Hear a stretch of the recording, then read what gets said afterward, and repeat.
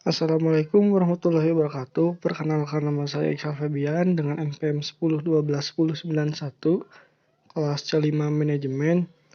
Saya di sini akan menjelaskan materi tentang Ma'rifatul Rasul. Sebab mengenai Ma'rifatul Rasul ada 4, yaitu Hajatul Insan ila Rasul, yang berarti kebutuhan manusia kepada Rasul. Yang kedua, Ta'rifatul Rasul, yang berarti pengertian ar-Rasul. Yang ketiga, Makanatul Rasul atau kedudukan Rasul. Dan yang keempat, sifat-sifat Rasul. Tiap manusia diciptakan oleh Allah Subhanahu wa Ta'ala dengan fitrah, di mana manusia bersih, suci, dan mempunyai kecenderungan yang baik dan ke arah positif, yaitu ke arah Islam. Syarah yang pertama yaitu Al-Insan. Al-Insan atau manusia adalah ciptaan Allah Subhanahu wa Ta'ala yang diberikan banyak kelebihan dan keutamaan dibandingkan dengan makhluk Allah lainnya. Di antara kelebihan manusia adalah fitrah. Agama Allah yang dijadikannya kepada manusia sesuai dengan fitrahnya. Secara terminologis, ungkapan Al-Quran untuk menunjukkan konsep manusia terdiri atas 3 kategori, yaitu yang pertama Al-Insan, Al-Ins, Unas, Al-Nas, Anasi, dan Inisi. Yang kedua Al-Basyar, dan yang ketiga Bani Adam atau anak Adam, dan Syuriat Adam atau keturunan Adam. Meskipun demikian, untuk memahami secara mendasar pada umumnya, ada kata yang sering digunakan Al-Quran untuk merujuk kepada arti manusia, yaitu insan atau ins, atau al-nas atau unas, dan basyar dan kata basyar, serta kata Bani Adam. Kata al-insan disebutkan dalam Al-Quran sebanyak 73 kali, yang disebut dalam 43 surat. Syarah yang kedua yaitu fitrah. Fitrah yang ada pada manusia dapat menilai baik buruk tingkah laku masyarakat ataupun dirinya. Ini disebabkan karena fitrah dimiliki oleh manusia semenjak ia lahir, baik dilahirkan oleh ibu bapak kafir ataupun jahiliyah. Kecenderungan yang baik senantiasa membawa manusia ke arah Islam, seperti pengakuannya kepada Allah Subhanahu wa Ta'ala sebagai pencipta atau Rabb. Fitrah dapat dijadikan sebagai saksi bagi segala perbuatannya. Fitrah manusia suka dibekali oleh Allah Subhanahu wa Ta'ala dengan nilai-nilai yang dapat menilai suatu tingkah laku.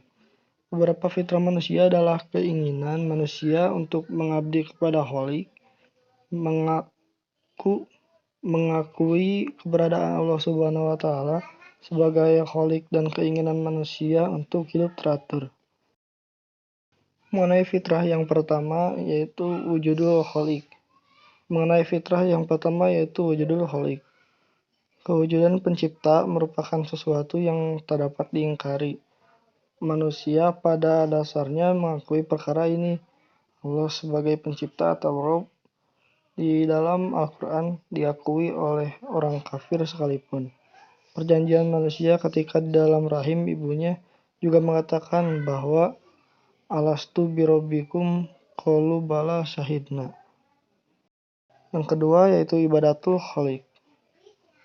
Manusia secara umum mendapat perintah dari Allah Subhanahu wa Ta'ala untuk mengabdi kepadanya.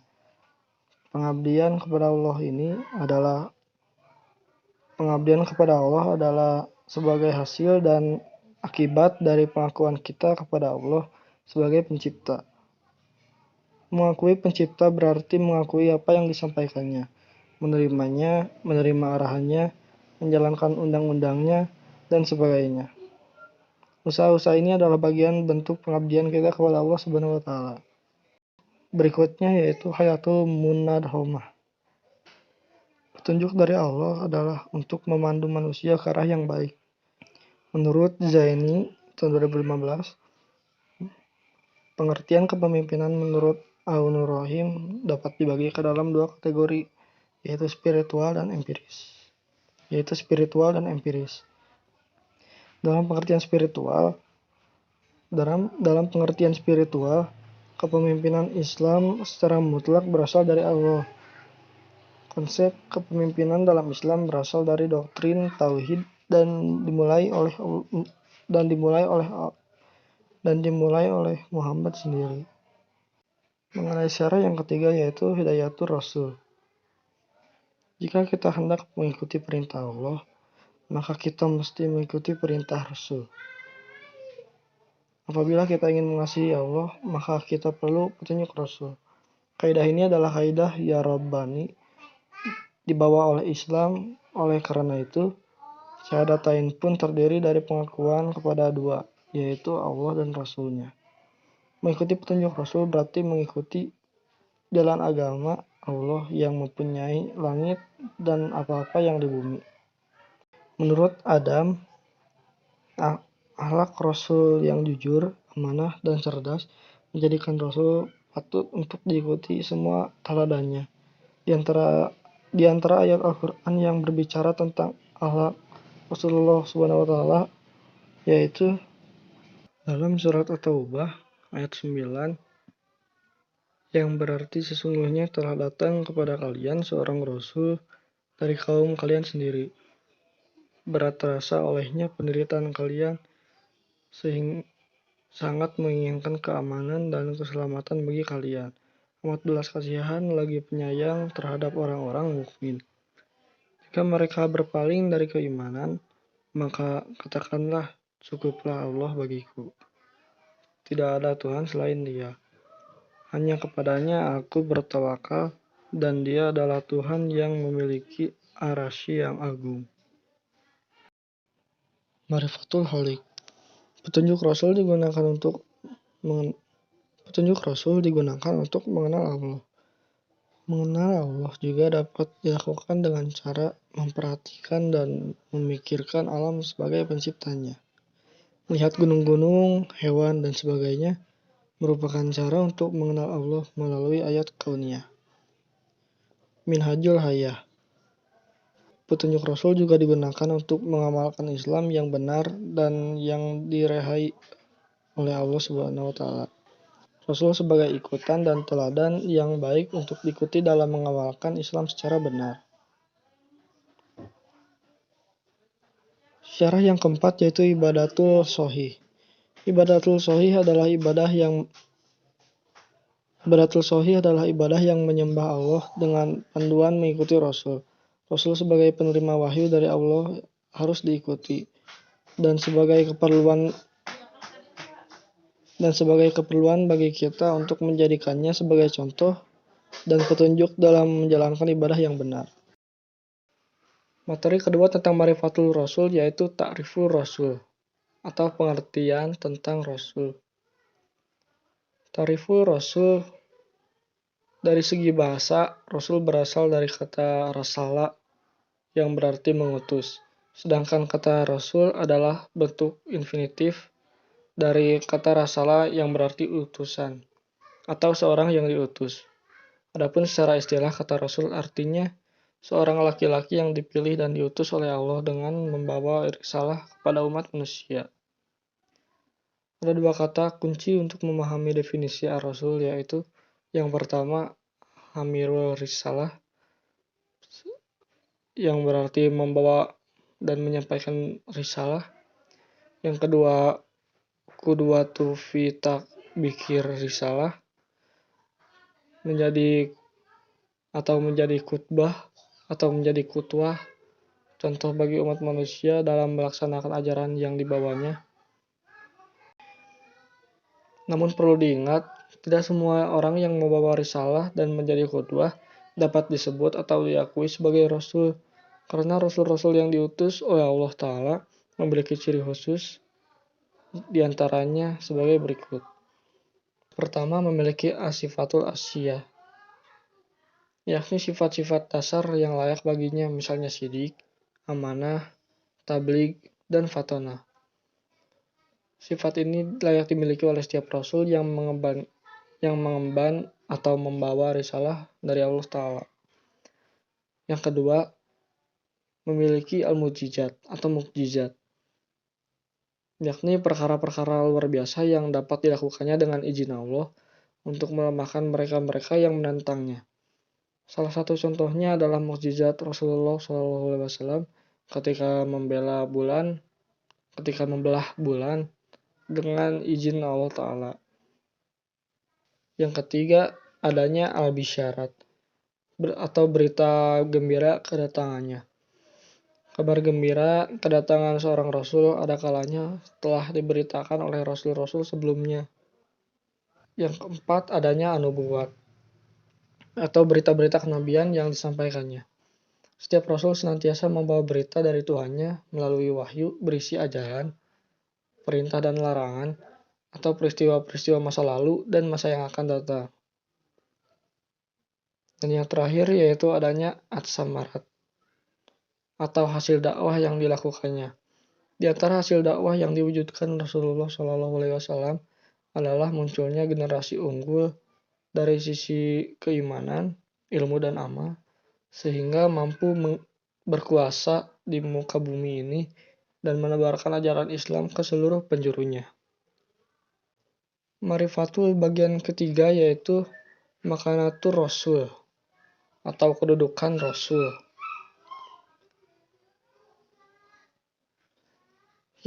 Kedudukan Rasul yang pertama yaitu abid min ibadillah atau hamba di antara hamba-hamba Allah.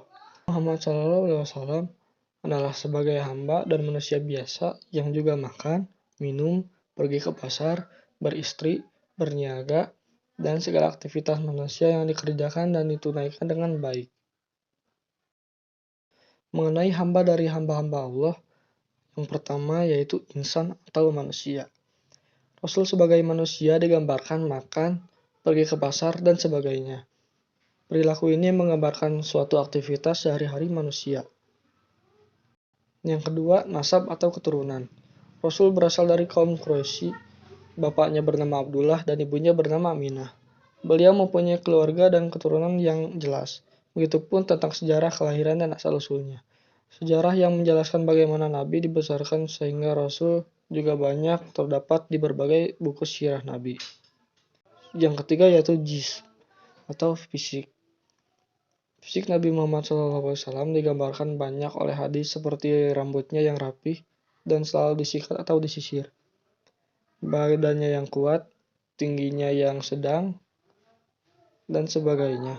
Dari gambaran fisik ini Nabi adalah manusia yang juga sebagai manusia biasa lainnya. Yang terakhir yaitu sirah nabawiyah atau sejarah kenabian. Penggambaran Nabi sebagai hamba Allah terdapat di dalam sirah nabawiyah. Pada gambaran ini dijadikan sebagai pengajaran menerangkan sesuatu dan juga dapat sebagai petunjuk bagi kita yang membacanya. Yang kedua yaitu as-sunnah atau sunnah. Dari segi bahasa, sunnah berarti jalan. Maksud sunnah Nabi adalah segala sesuatu yang disebutkan dan diamalkan. Sunnah Nabi bernilai syar'i dan perlu untuk mengikutinya. Mengenai sunnah yang pertama yaitu fiqhul ahkam atau fikih hukum.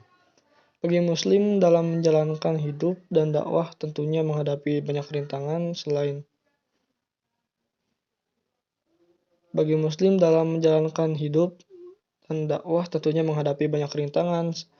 selain dari bagaimana harus menjalani hidup ini dengan sempurna. Yang ketiga yaitu Rasul minal mursalin atau Rasul di antara Rasul-Rasul.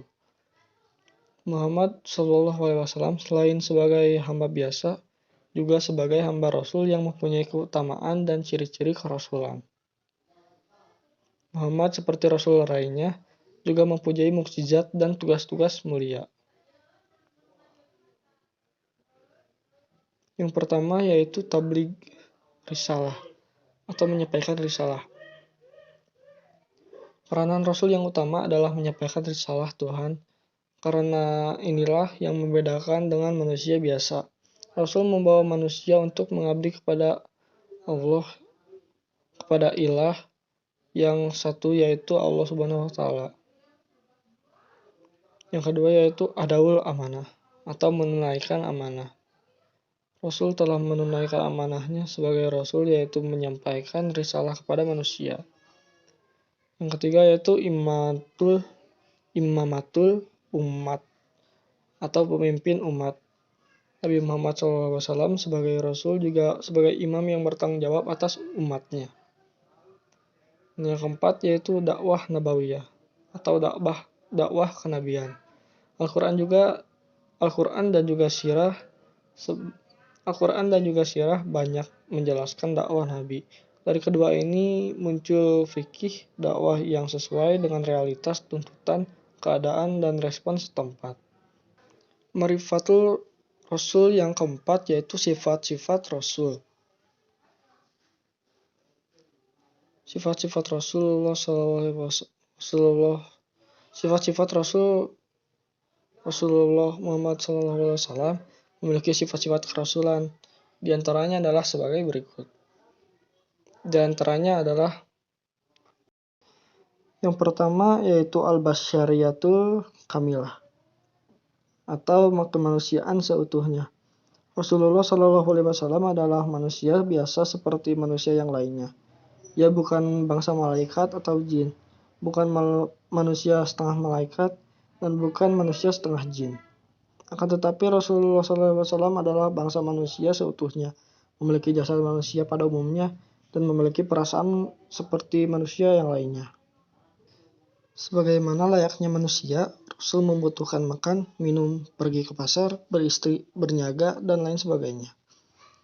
Yang kedua yaitu al-hismah atau terpelihara dari kesalahan dan dosa.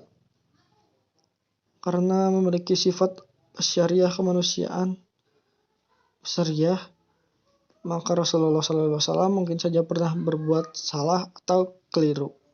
Tapi kesalahannya itu akan segera diluruskan oleh Allah Ta'ala, sehingga beliau terpelihara dan berlarut-larut dalam kesalahan dan dosa. Yang ketiga yaitu as-sidqu atau jujur. Jujur adalah sifat utama yang harus dimiliki setiap insan.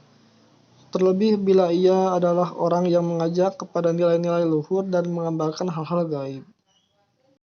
Seperti dalam Quran Surat An-Najm ayat 3-4, dan tiadalah yang diucapkannya yaitu Al-Quran. Menurut kemauan hawa nafsunya, ucapannya itu tiada lain hanyalah wahyu dan diwahyukan kepadanya. Yang keempat yaitu Al-Fatanah atau cerdas. Termasuk kesempurnaan yang harus dimiliki oleh seorang Rasul adalah kecerdasan, karena ia bertugas memimpin umat manusia. Dalam menjalankan tugasnya, Rasulullah SAW dibekali oleh Allah Ta'ala sebagai sifat fatonah atau cerdas, sehingga dapat menjelaskan wahyu Allah Ta'ala kepada seluruh umatnya dengan sebaik-baiknya. Kelima yaitu al-amanah atau terpercaya, dan keenam tabligh atau menyampaikan risalah. Sebagai Rasulun minal mursalin, Muhammad SAW memiliki tugas untuk balaga risalah sebagai bentuk adalah amanah. Yang terakhir yaitu al-iltizamul kamil atau komitmen yang sempurna terhadap kebenaran. Beliau tidak pernah bergeser sedikitpun kebenaran. Beliau senantiasa berkomitmen kepada dari segala sisinya. Salah satu contohnya adalah beliau tidak bergeming sedikitpun menghadapi tipu daya musyrikin Quraisy yang berusaha menodai dakwahnya. Kesimpulannya, Rasulullah SAW ala khuluqin azim atau berada di atas akhlak yang agung. Allah Ta'ala berfirman yang berarti, dan sesungguhnya kamu benar-benar berbudi pekerti yang agung. Quran Surat Al-Qalam ayat 4. Mungkin sekian yang bisa saya sampaikan. Kurang lebihnya mohon maaf. Assalamualaikum warahmatullahi wabarakatuh.